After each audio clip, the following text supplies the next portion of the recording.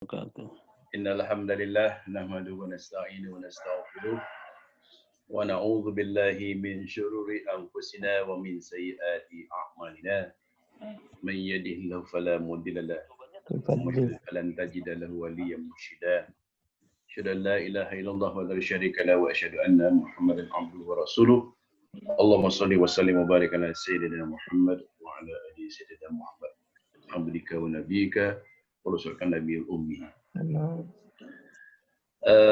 Pertama kali dan untuk mengatakan lagi dan lagi, mari kita memanjatkan puji syukur kepada Allah Subhanahu Wa Taala atas nikmat iman, nikmat Islam dan nikmat sehat dan kesempatan dan kelapangan waktu dan kekuatan dan kekuatan pikiran juga kita bisa bersilaturahmi pada subuh menjelang siang ini, pada subuh hari ini, pada pagi hari ini. Kita bersyukur kepada Allah. Alhamdulillah asbahna wa asbal mulku lillahi walhamdulillahi la syarika lahu la ilaha illa huwa ilaihi nusyur.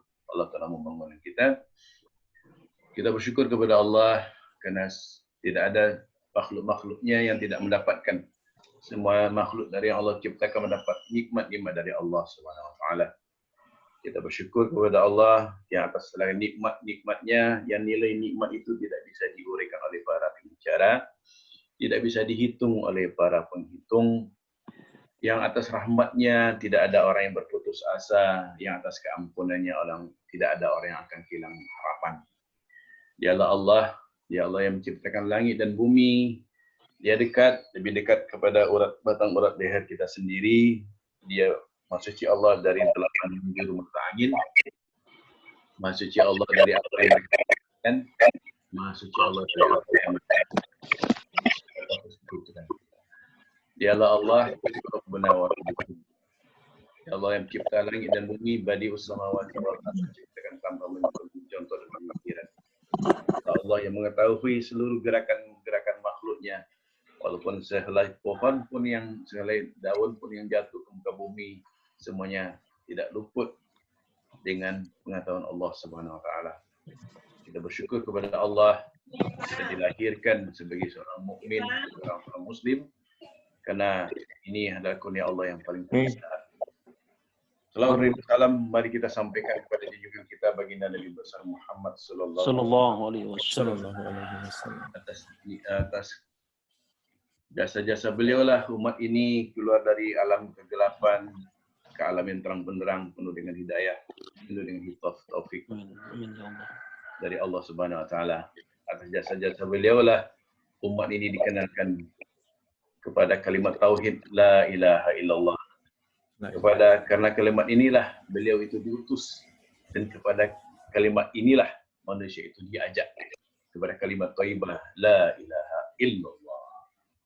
Semoga kita istiqomah dalam menegakkan dinul Islam ini hingga yaumil akhir nantinya. Amin ya rabbal alamin.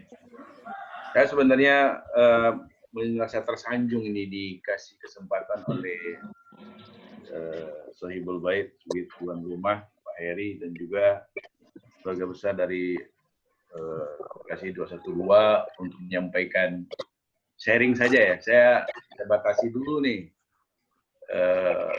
Cacan, Ustaz Wihaya Muhaimin dan bapak-bapak sekalian, bahwa ini saya bukan ustaz.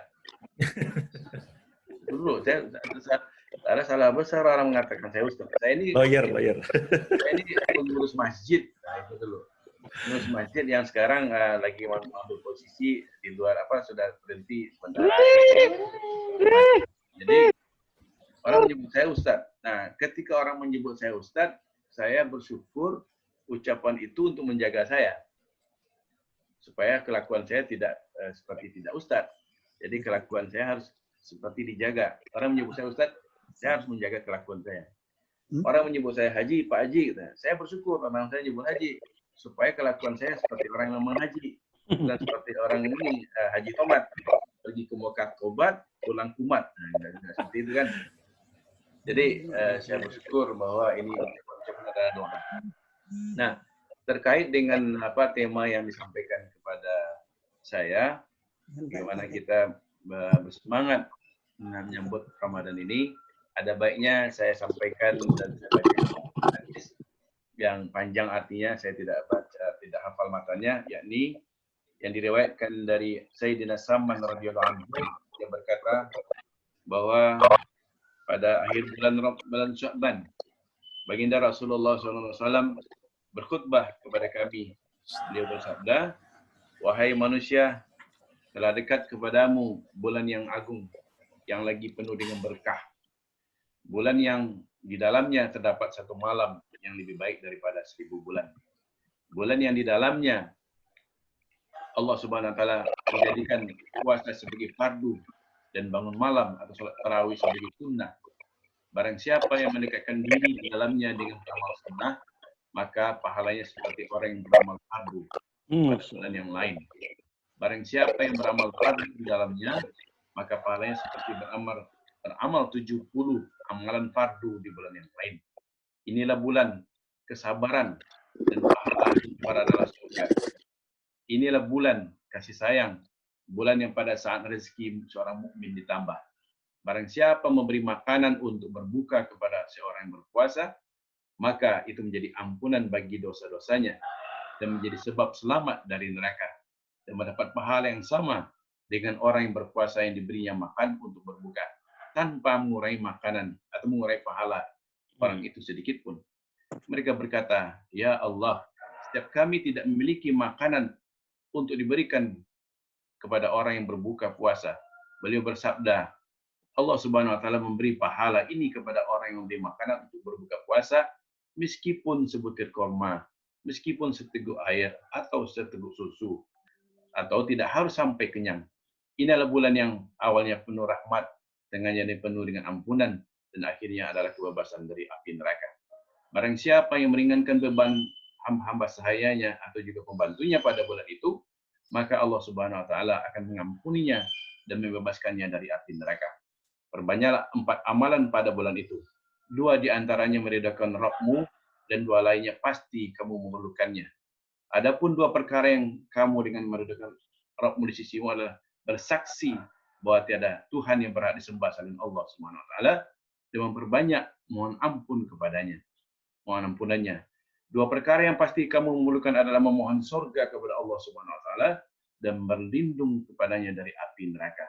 Barang siapa yang memberi minum kepada orang yang berpuasa, maka Allah Subhanahu wa taala akan memberinya minum dari telagaku pada hari kiamat, yang membuatnya tidak akan haus selama-lamanya hingga ia masuk surga. Hadis riwayat Ibnu Khuzaimah, Baihaqi, Ibnu Hibban dari kitab At-Targhib.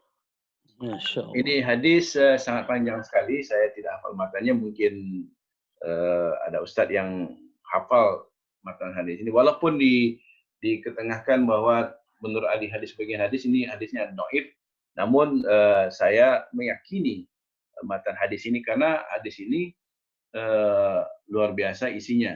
Karena ini tidak bertentangan, ini sejalan juga dengan surat yang surat apa tuh yang 1000 malam, surat Al-Qadar, bahwa 1 hari lebih baik daripada 1 malam lebih baik daripada 1000 bulan. Nah, berkaitan dengan itu, tentunya kita sebagai seorang mukmin yang menyambut kedatangan bulan yang penuh agung ini, tentunya dengan hati yang terbuka, dengan kejernihan hati dan sukacita. Walaupun kondisi negara kita ini pada saat ini luar biasa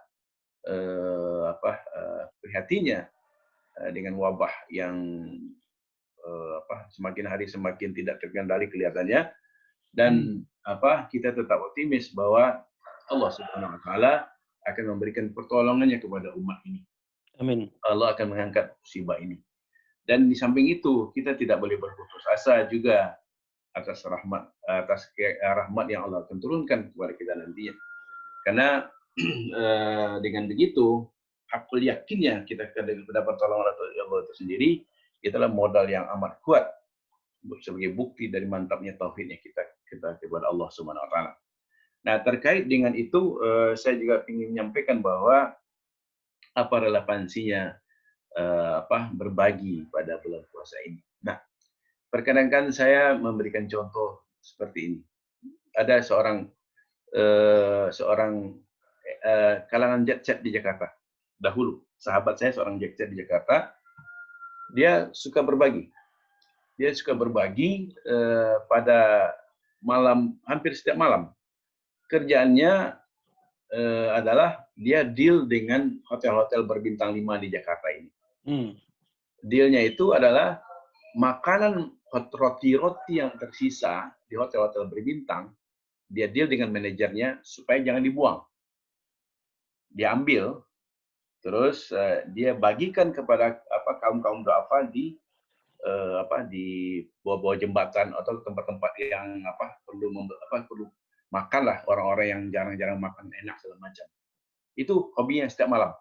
Suatu kali saya diajak sampai keliling-keliling Jakarta ini untuk mengambil ladang amal ya, mengambil bagian dalam bakti sosial pada malam hari ini. Saya terperanjat, dia ini orang sangat kaya dan dari segi jauh di atas rata-rata, jauh di atas kita kehidupan ekonominya dan memang luar biasa. Tapi dia rendah hatinya luar biasa juga. Dan dia cerita begini. Dia hobinya bersedekah. Dia cerita begini, bahwa dia tur ke arah Lebak Banten di sana, Lebak Banten, dan pergilah dia ke daerah binaannya, menyampaikan bahwa dalam beberapa hari ke depan kami akan menjamu masyarakat desa ini, lebih kurang katakan 30 orang lah, 30 orang untuk dijamu. Nah, untuk dijamu, terus setelah mereka silaturahmi, mereka balik lagi ke Jakarta. Pada hari H-nya telah disiapkan sekian jumlah makanan yang dari Jakarta untuk lebih kurang 30 orang lah, 30 orang, semacam akomodasi makanan segala macam, ransum segala macam, all prepare and all organized dari Jakarta. Kemudian pada hari yang berangkatlah itu rombongan dari Jakarta dengan sekian mobil untuk menjamu masyarakat kampung di sana, artinya berkhidmat lah kepada masyarakat pinggiran di daerah terpinggir di daerah Banten sana. Ala kulita dia karena orang kampung, omongannya dari mulut ke mulut sangat luar biasa cepatnya. Luar biasa cepatnya. Ternyata pada hari H itu yang datang itu ratusan. Yang datang itu ratusan, dan dia menangis, nggak sanggup dan malu karena dia merasa orang kaya. Dia merasa orang kaya, kemudian dia berpikir sebenarnya dia mampu untuk memberikan makanan.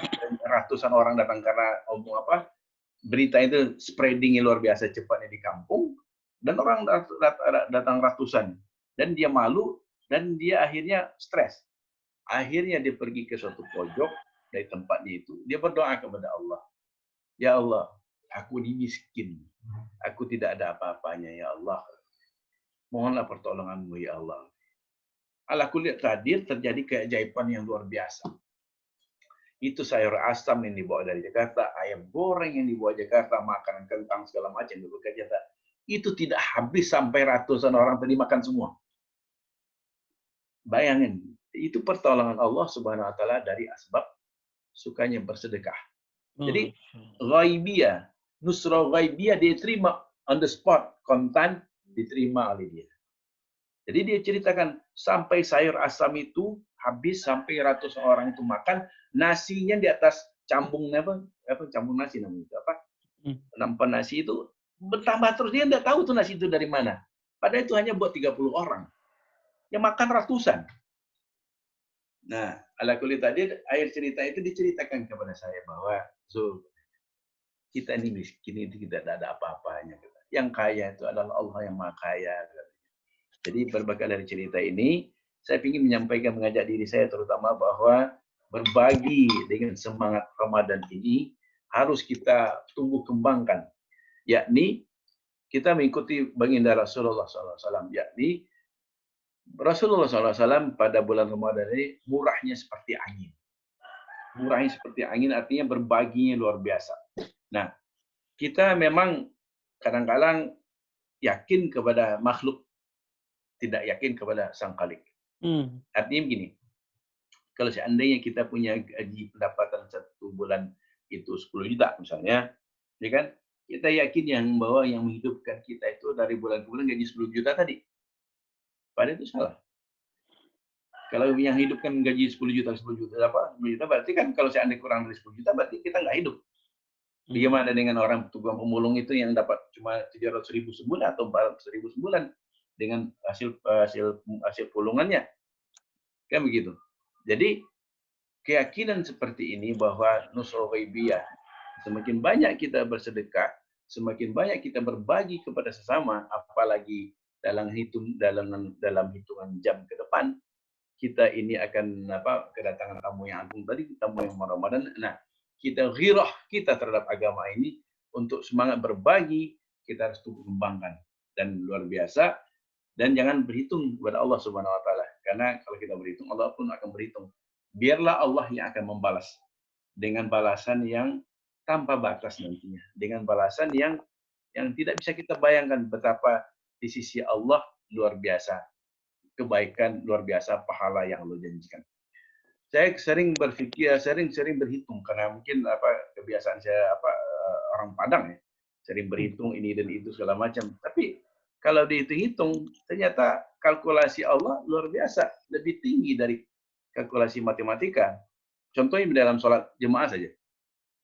Kalau orang sholat berjemaah, sholat berjemaah 4 orang, itu lebih baik kalau orang sholat berjemaah misalnya 2 orang sendiri-sendiri, 2 orang berjemaah itu lebih baik daripada sholat 4 orang sendiri-sendiri. 2 orang berjemaah itu lebih baik daripada 4 orang sendiri-sendiri. Kalau orang 4 orang berjemaah itu lebih baik daripada sholat 8 orang dilakukan sendiri-sendiri. Jadi 4 orang berjemaah, imam yang satu di antara mereka, lebih baik daripada 8 orang dilakukan sendiri-sendiri.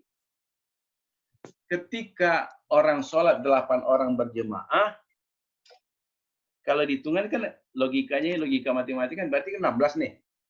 Lebih baik daripada 16 sendiri-sendiri. Ternyata tidak begitu dari ilmu yang saya pelajari. Dari guru-guru. Ternyata lebih baik daripada 100 orang yang sendiri-sendiri. Sholat 8 orang berjemaah lebih baik daripada 100 orang tapi sendiri-sendiri. Ini 8 orang berjemaah. Lebih baik daripada 100 orang. Bayangin kalau di sholat 50 orang, 100 orang berjemaah, itu baru sholat berjemaah. Itu kebaikan Allah ya, Rahman dan Rahimnya Allah. Yang kedua, tentukan di sini nih, siwa. Saya suka bersiwa. Saya suka bersiwa atau gigi. Sebelum sholat, saya suka membawa ini. Sebelum saya berwudu, saya suka membawa siwa ini. Yang sekarang di 212 stoknya ada setiap hari ini. Siwa. Nah, siwa, sholat dengan bersiwa, tanpa bersiwa, nilainya lebih tinggi 70 derajat daripada yang tidak bersiwa. Sholat kita berwudu dengan bersiwa, lebih tinggi nilainya 70 derajat lebih tinggi daripada orang tidak bersiwa. Nah, kalau saya umpamakan saya sholat bersiwa, ya kan?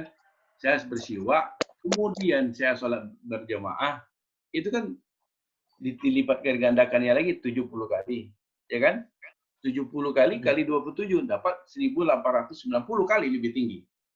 Ini bayangin kemurahan dan rahimnya Allah. Dari nilai sholat aja kita udah dikasih kebaikan yang luar biasa banyak. Kemudian kalau seandainya kita ketemu Ramadan, kita bersiwa, kita berjamaah 1890 kali tadi kali lagi 70, dapatlah hasilnya 132.200 kali derajat lebih tinggi. Itu baru dari satu amalan sunnah yang kita lakukan dengan siwa.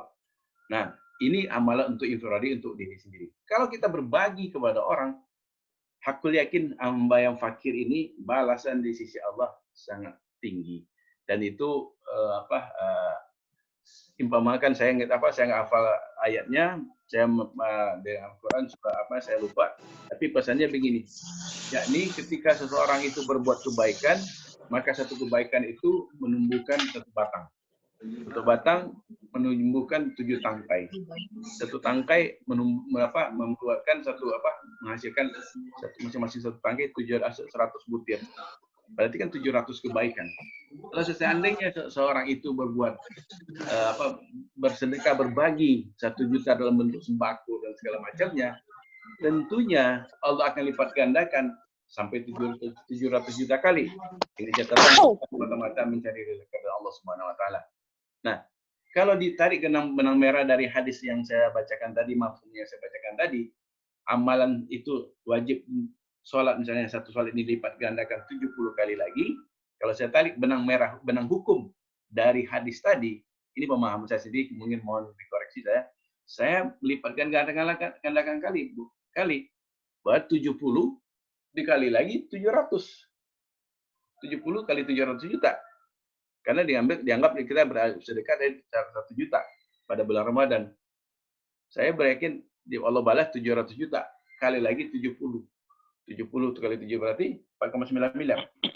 Bayangin rahman dan rahimnya Allah baru dari dua aspek itu saja. Nah, mudah-mudahan sharing yang singkat ini kita bisa menjadi penyemangat buat kita untuk lebih banyak berbagi kepada saudara-saudara kita yang duafa. Memang salah satu amalan yang sangat dipuji, sangat dianjurkan dalam agama ini adalah dalam kondisi yang kayak gini kita mencari janda-janda yang duafa, yang sangat memerlukan bantuan di lingkungan di satelit 40 rumah di sekitar kita ini. Jangan sampai kejadian seperti yang di Tangerang kemarin, orang mati kelaparan karena minum air aja beberapa hari, itu sampai viral itu. Nah, mudah-mudahan kejadian itu tidak ada di tempat kita. Nah, ala kulli takdir, Bapak dan Ibu sekalian yang saya muliakan, kemudian amal apa yang kita buat semangat kita di bulan Ramadan ini? Yang salah satu yang dianjurkan oleh guru saya adalah bahwa we have to recite tilawatil Al-Quran from cover to cover and finish. Dan harus paling tidak 1 kali khatam ini wajib. Ini bagi saya wajibkan diri saya wajib bagi diri saya untuk mengkhatamkan Al-Quran 1 kali. Dan itu sudah paling minimal. Itu masuk kategori yang paling malas. Jadi kalau orang menurut saya, amalan berikutnya kalau Ramadan ini dia tidak khatam, itu ruginya luar biasa di sisi Allah Subhanahu wa taala. Sangat-sangat rugi. Jadi ala kulli takdir, saya berpikir bahwa amalan-amalan infiradi ini mesti diperkuat di samping amal istima', amal jemaah.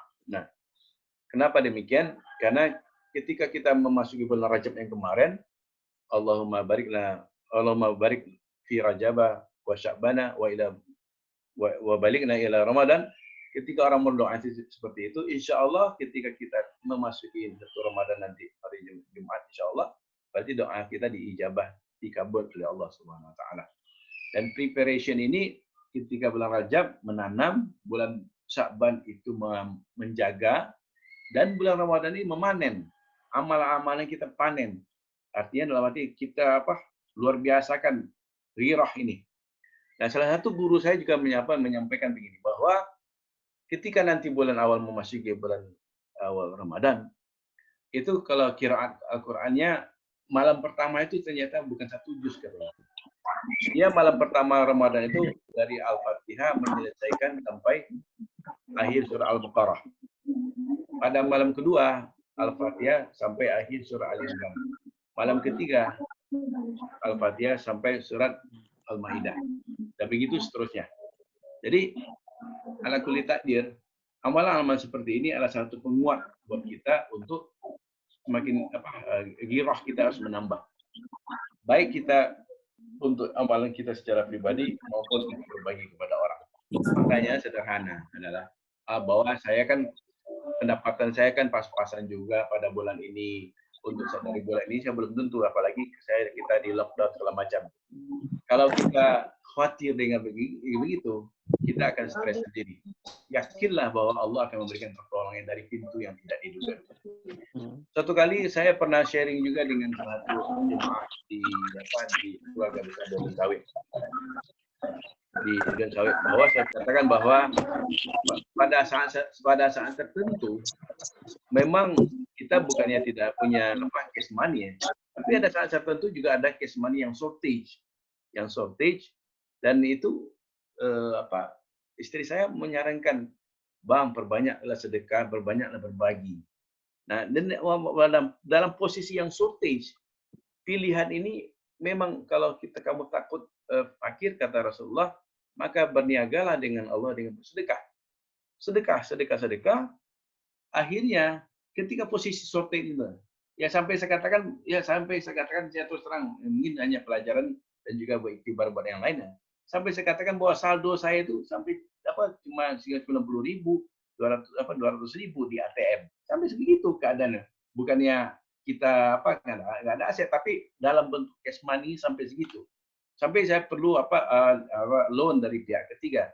Tapi ketika itu ala qadar Allah pada saat-saat tertentu itu memberikan nusrah ghaibiyahnya. Ada info setelah itu, Pak Zul, ini ada uang sekian ratus juta tolong ambil. Emang rezeki Pak Zul. Tiba-tiba Allah ganti dari tempat yang lain. Jadi asbab berbuat seperti ini, apalagi kita dalam bulan Ramadan ini, sebentar lagi dalam hitung jam kita akan kedatangan tamu yang agung ini. Mari kita bersukacita, mari kita berbagi, mari kita kuat ukhuwah ini untuk berbagi di kalangan saudara-saudara kita juga, di terutama di kalangan kita di keluarga besar Durian Sawit yang tercantum dalam paguyuban kita di Koperasi 212 ini. Nah, mudah-mudahan kita saling mendoakanlah bagaimana ke depannya kita harus lebih maju dan tetap optimis bahwa ala kulli tadir memang kita berada di zaman yang penuh dengan fitnah, zaman yang penuh dengan cobaan, zaman yang penuh dengan ujian di sana sini yang menurut pengamatan saya sebagai seorang al-fakir ini bahwa sekarang zaman yang berkuasa adalah tauhid yang memang merajalela di muka bumi ini. Kalau saya mengambil kisah dari kisah Nabi Musa alaihissalam, yakni ketika taubat Fir'aun sebagai taubat itu yang mengangkat diri sebagai Tuhan, Allah timpakan berbagai macam musibah dan cobaan, mulai dari kutu, katak, belalang, darah dan segala macam. Dan saya menganggap bahwa virus yang corona yang ini barangkali ini DP-nya juga barangkali. Jadi DP yang kita terima sebab dari banyaknya merajalela kemaksiatan luar biasa.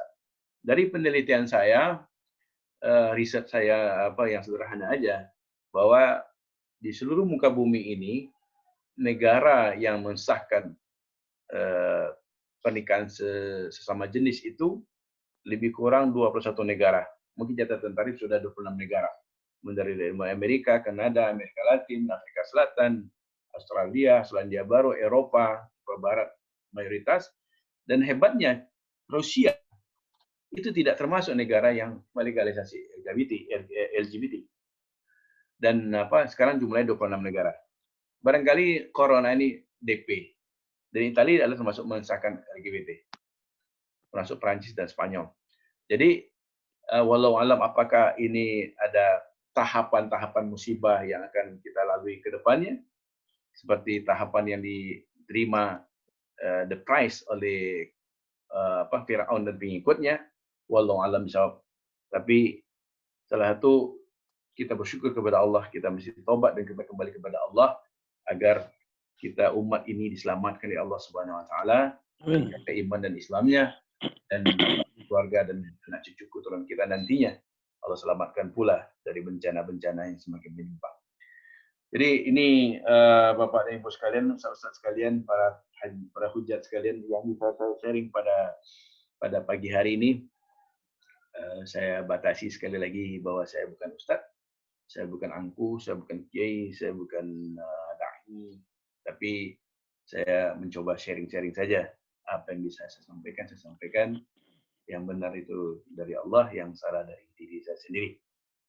Sementara gitu, Ustadz Heri, terima kasih yang kesempatannya bisa sharing pada hari ini. Baik Ustadz Zul, terima kasih atas waktu yang sudah diberikan. Bapak Ibu, seandainya ada pertanyaan, silakan saya kasih satu sesi sebelum kita akhiri. Karena kemarin juga ya dengan harapan bahwa ternyata di bulan Ramadan ini adalah sebuah ladang bagi kita semuanya untuk tetap mau berbagi, di era seperti sekarang yang memang sekarang semua serba susah begitu ya. Tapi tentunya kita sebagai muslim harus senantiasa terus bergerak untuk mencari amal soleh dan mencari keriduannya. Insya Allah, silahkan kalau ada pertanyaan Bapak Ibu, silahkan.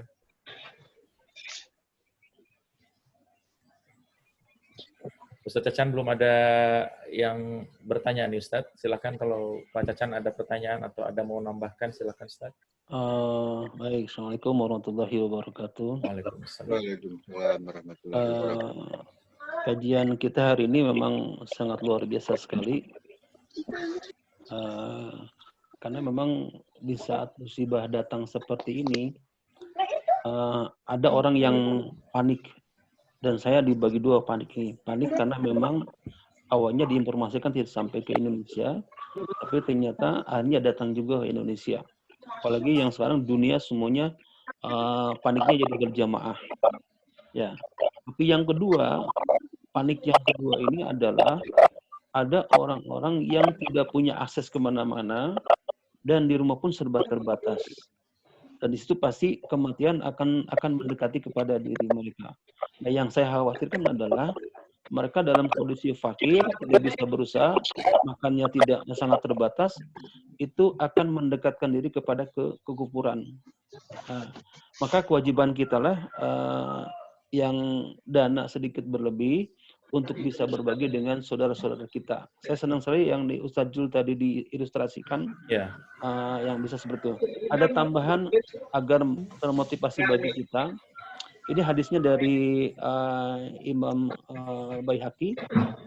Nabi bersabda, bersegeralah bersedekah, sebab bala bencana tidak pernah bisa mendahului sedekah. Bala bencana tidak bisa mendahului sedekah. Bahkan sedekah dengan hanya satu butir kurma itu akan menjauhkan kamu dari api neraka. Ya, mudah-mudahan ini hanya penambah saja Kang Heri. Ya, terima kasih Ustaz. Harus punya semangat seperti itu. Ya, terima kasih. Baik, alhamdulillahirabbil alamin. Kita semuanya saling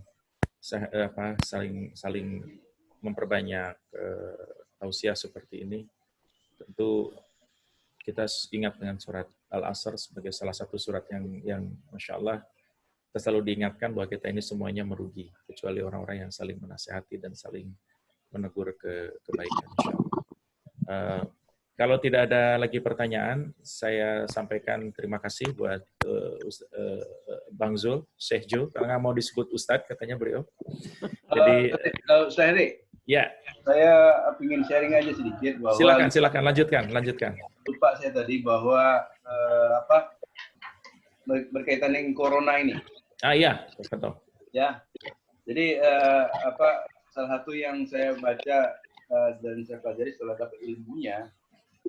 Jadi corona ini Allah jawab begini jadi corona ini kita pahami dulu bahwa ini rekayasa senjata biologis yang dibuat oleh Zionis lah, apapun bentuknya, atau Cina atau Amerika, wallahu alam ya.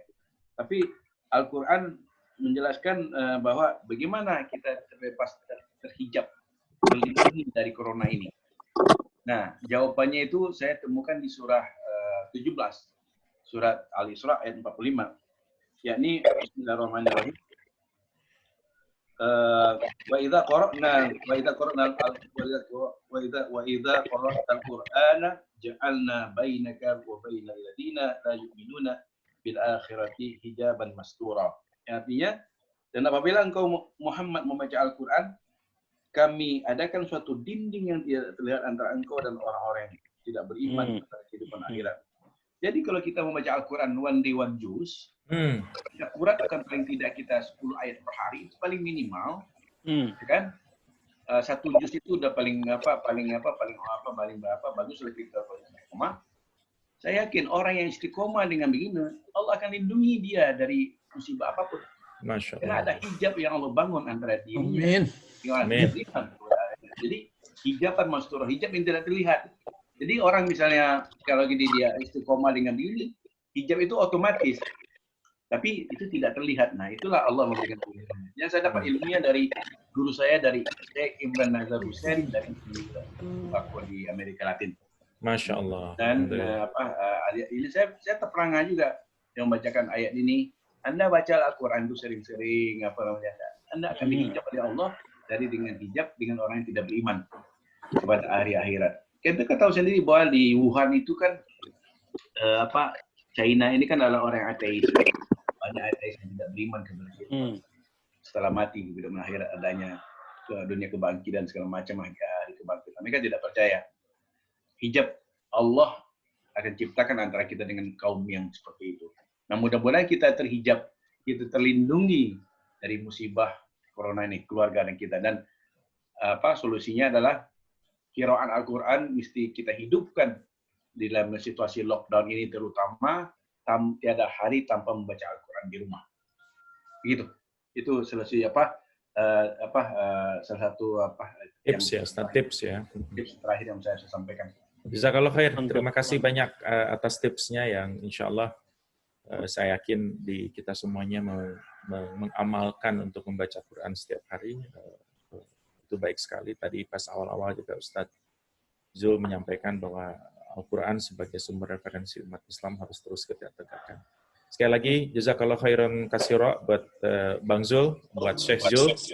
Terima kasih banyak. Kalau memang tidak ada pertanyaan, insya Allah ini sudah kita rekam, sudah kami rekam. Nanti segera di-blast juga ke grup komunitas di 212 Maret. Mohon maaf atas ketidaknyamanan atas masuk akses tadi ke Zoom ini. Insya Allah kita ke depan akan kita perbaiki lebih baik lagi, insya Allah.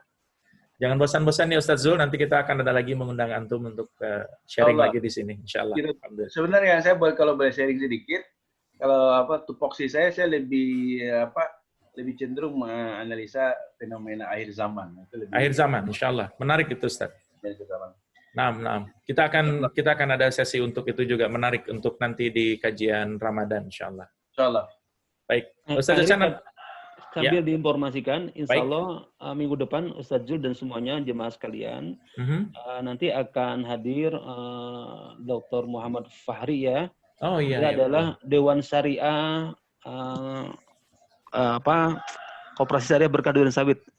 Insya Allah kita akan, kalau bisa senang sekali bisa lebih banyak yang hadir seperti ini, karena ya kapan lagi kita bisa silaturahim. Jadi ada siapa tadi? Ada bapak-bapak, ada Pak Solihin, ya, Ustaz Muhaimin dan sebagainya, ada Pak Fauzan. Apa kabar Pak Fauzan? Alhamdulillah baik Pak. Alhamdulillah. Ini ada Pramono Alfaris. Panggilannya apa nih? Faris ya? Alhamdulillah Pramono. Pramono. Baik. Di sini ada juga Pak Mazwar Makmur dan sebagainya lah ya. Kang Dedi, ya Ibu Nurul. Ada Kang Salman juga, ada Mas Gojal juga. Kang Heri, berarti kita tunggu ya hari Rabu depan. Memang sekarang mungkin dunianya begini, Ustaz Zul. Tadi malam juga ada siaran seperti ini. Bahkan nanti tanggal 28 April, Kang Heri, ini saya akan undang. Saya akan live langsung dari TV. Dari TV. Itu nasional dan se-Asia. Bukan Asia Tenggara, katanya se-Asia. Saya nikmatin aja, karena memang dengan cara seperti ini, ternyata kita bisa dakwah lebih efektif lagi. Ya. Alhamdulillah. Bisa keluar rumah juga. Oke, terima kasih Pak Heri. Sama-sama. Terima kasih semuanya. Mari kita akhiri dengan ucapan hamdalah, alhamdulillah rabbil alamin, dan doa kafaratul majelis. Subhanallah bihamdihi. Wa atubu ilaih. Ya, bila tiga hidayah. Assalamualaikum warahmatullahi wabarakatuh. Waalaikumsalam warahmatullahi wabarakatuh. Sekarang.